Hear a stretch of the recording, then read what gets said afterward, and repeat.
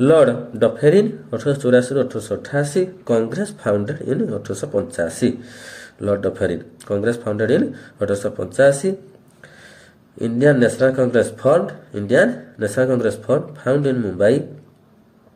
founder हला यो हुन ब्रिटिशर दादा भाई नारोजी जिनस इदुलजी वाचा हला यो हुन viceroy at the time Lord Dufferin 1885 Bombay WC Banerjee Hindu 1886 Calcutta Dadabhai Naoroji Parsi 1887 Madras Badruddin Tyabji Muslim 1888